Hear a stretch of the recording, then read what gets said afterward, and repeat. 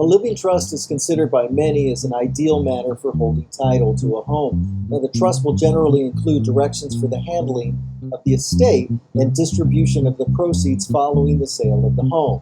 Unfortunately, there are times when families are faced with both the loss of a loved one and the task of selling the home. And this process is especially challenging when there's a high balance, high interest mortgage in place, such as a reverse mortgage.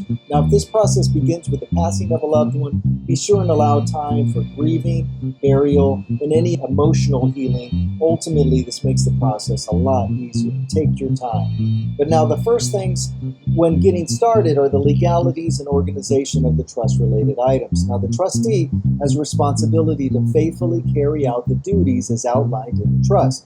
In the initial steps, review and clarify the terms of the trust. So consider consulting with a legal professional who drafted it or one who can help with overseeing the process.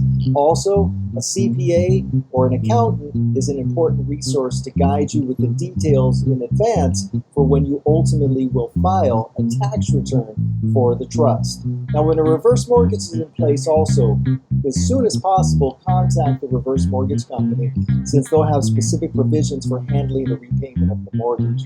Then, work on distributing and removing all the personal property from the home. An estate sale company is an excellent way to assist with completely emptying a home of the remaining personal property and arranging the haul away of any items that are unfit for sale. Then, prepare the home for sale, but keep it simple. And this will differ for every home, so consider the basics such as a good house cleaner to deep clean kitchens, baths, floors, windows, possibly a gardener, maybe a handyman, painter, or other trades. But remember, the duties of the trustee are only to sell the home, so carefully consider the expenses you're about to incur and the effects on cost versus value.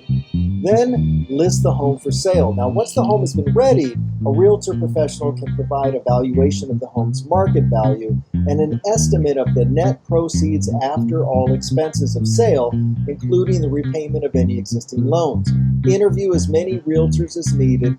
Do your best to ensure there's a good fit. Now, my steps for a successful sale of any home are price, staging, photography, marketing, and then taking a very proactive approach. Now, in this last step, certain proactive details can help avoid surprises. So, obtain a termite inspection. Obtain a preliminary title report. The inspection will inform you of the expense you'll incur to provide clearance for a buyer and their lender, and the preliminary title report will inform you of any outstanding loans or encumbrances on a property or anything unknown like a lien or a judgment that you weren't aware of.